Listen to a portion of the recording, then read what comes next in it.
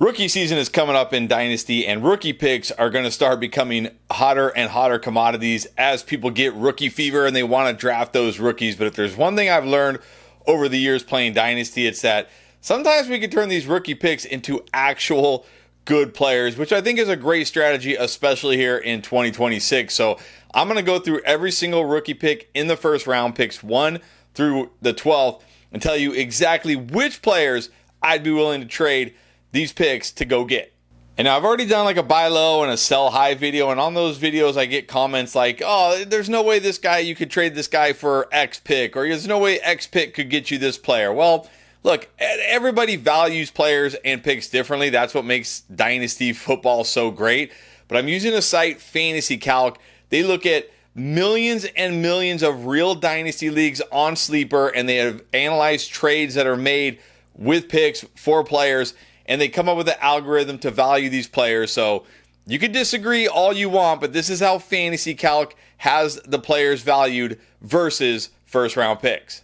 So let's start with the 101, and I'm going to look at the players that are valued like a little above the pick, just in case, you want to reach a little high, but also the players that are valued lower than the pick, that are guys that you should be able to get for them. And let's start again, like I said, with the 101 here.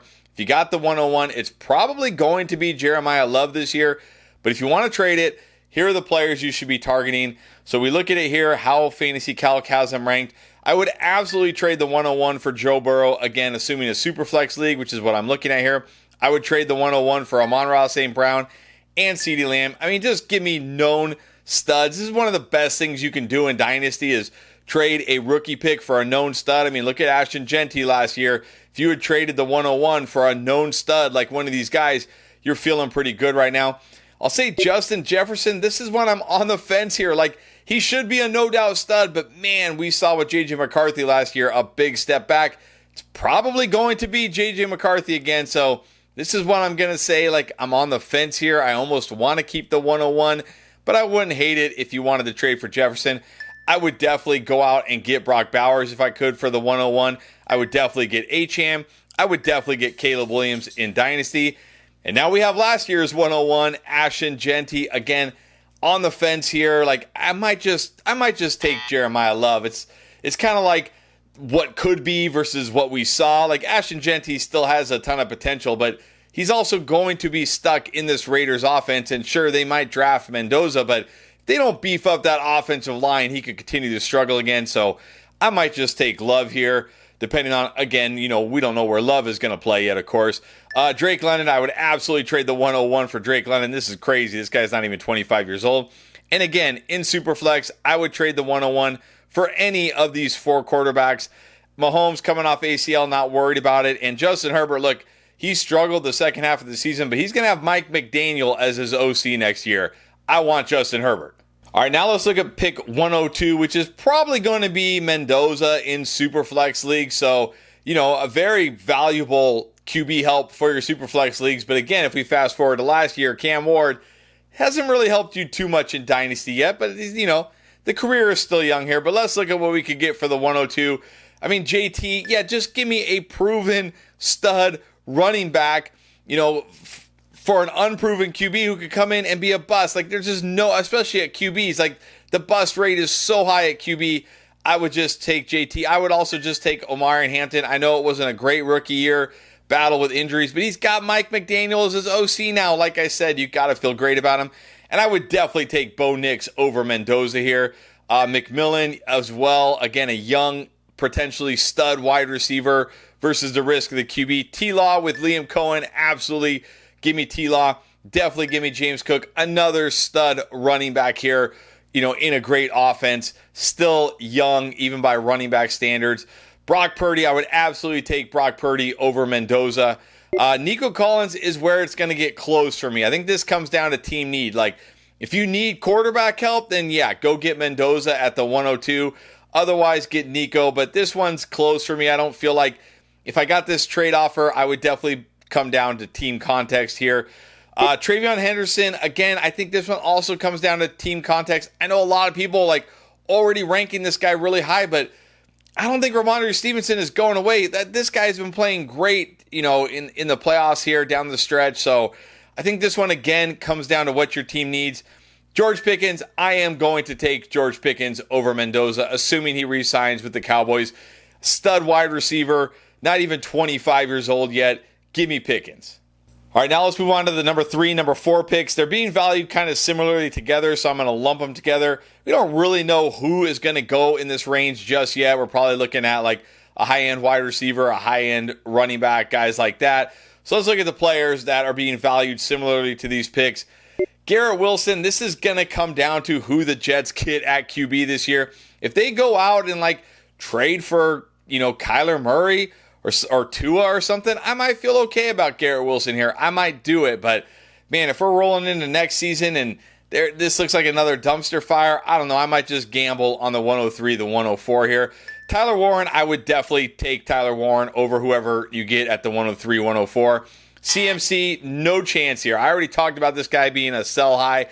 Just give me the rookie that I can get here for CMC. I know there's no guarantee he's going to get hurt next year, and I'm not saying he's going to get hurt, but we saw the efficiency drop. Trent Williams is even going to be back next year. I mean, this guy is still playing great, but getting up there in age. George Kittle with that Achilles injury, he's vital in the run blocking. I think this is a good sell high for CMC here. I would take Olave over whoever is at the 103, the 104. Again, a young wide receiver, a stud wide receiver, proved last year what he can do. Rashee Rice is another tough one here because he's got this domestic violence thing hanging over his head. We could be looking at another lengthy suspension. Is this guy going to be a guy that wrecks his career? But still, I think over the 103, the 104, the rookies we're going to get here, I would take Rashee Rice. I would definitely take Colston Loveland. I would definitely take Dak Prescott in Superflex. Jordan Love, I don't know. I feel like Jordan Love continues to be overvalued in fantasy. He's like a better in real life QB than fantasy, so I don't think I want Jordan Love, to be honest here. I would take Bucky Irving, still a workhorse running back in that Tampa Bay offense. I would definitely take a chance on Egbuka still. I know the second half of the rookie season was not great here, but we still don't know if Evans is going to move on. He's still young with a ton of potential. Give me Egbuka. Definitely not CJ Stroud. Why is CJ Stroud still being valued this high?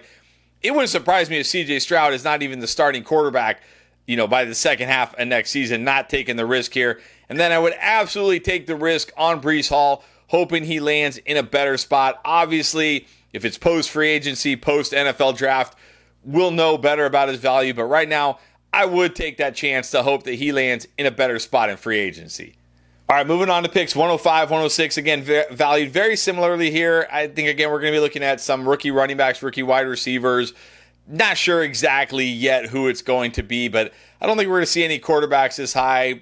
Probably not any tight ends. We'll see. But anyways, looking at the players here, there's a lot of players, so I'm just going to go through it fairly quickly. Saquon Barkley's on the fence for me, right? It depends on team's context. If I'm win now, I want to win now, I'd take a chance on Saquon bouncing back with that O-line getting healthy. He was still pretty good this year. Marvin Harrison Jr., I probably would gamble on him. Yes, still a young wide receiver, still loads of potential. New coaching staff coming in. Let's see what happens. I'm going to take a chance on Ladd. Ladd coming off a very down year, but again, Mike McDaniel is the offensive coordinator. I want this Chargers offense. I want the players in it. Judkins is tough. He's coming off a major knee injury. He's stuck in this Browns offense. I'm probably going to pass on Judkins. Cam Ward, I'll take a chance on Ward. Talked about him as a buy low. I will do it. Baker, no, I think he's a good sell high here. I mean, unless he's like your only good QB2 or something in Superflex, okay, fine, hold him. But if I'm deep at quarterback, I'll trade him away. I'll also trade away Kyren Williams here. Yes, he's been the workhorse in the playoffs. They're obviously leaning on him more in these games that matter. But we're going to see next year in the regular season, they're going to want to keep him fresh for the postseason like they did this year. So for us, for fantasy players, that doesn't really help us.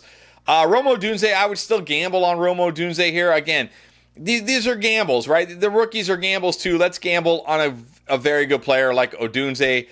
AJ Brown, I'm trading him away. I talked about him as a sell high.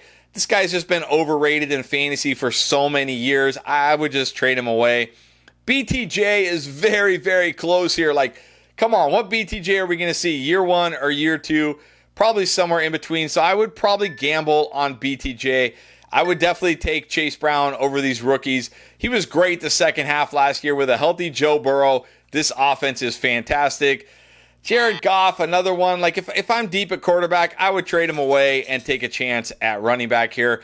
I would definitely take Cam Skattebo for one of these running backs. He's already proven, or for one of these rookie picks, excuse me. He's already proven he's a great player. Yes, the injury may get him off to a slow start, but he still has lots of time left in his career. I would definitely take Tucker Kraft. I would definitely take T. Higgins. I would absolutely take Harold Fannin. These guys are young, relatively young for T. Higgins, in great situations here. Josh Jacobs, I think I would trade away Josh Jacobs again. I've already talked about Jacobs as a sell high. You know, a lot of wear and tear. Going to be entering his age 28 season. Let me move off Josh Jacobs a little too soon if I have to. I would take Flowers, though. I would take Laporta. I would absolutely take Burden and RJ Harvey. These guys are still young, and they've shown the upside. Let's take a risk on them versus the rookies. All right, now let's move on to picks 7 and 8. Again, valued very closely here. And again, we're probably looking at running backs and wide receivers, rookies, maybe a tight end. I doubt we're going to see another QB in the first round other than Mendoza, although you never know. We'll see what happens between now and the NFL draft. So start with Jameson Williams. Yeah, absolutely. Give me Jameson Williams. Once Dan Campbell took over as a play caller, he kind of unlocked Jameson here. Not even 25 years old yet. I'll definitely take JMO. I'll definitely take Darnold in Superflex. I mean, he's a solid QB2/QB3 for your Superflex teams. I will absolutely take Travis Hunter. This guy being slept on, still not even 23 years old. I think now we got to consider Kyle Pitts. This guy has had a nice year last year, 25 years old. I would definitely take Devonta Smith. I would absolutely take Tyler Shuck. I've talked about this guy. Very, very good buy low here. Kenneth Walker, this is going to be interesting. If he resigns with Seattle, I'm probably going to be all in on Kenneth Walker again, because remember, Zach Charbonnet tore his ACL in the divisional round, so we're not going to see Charbonnet next year at all.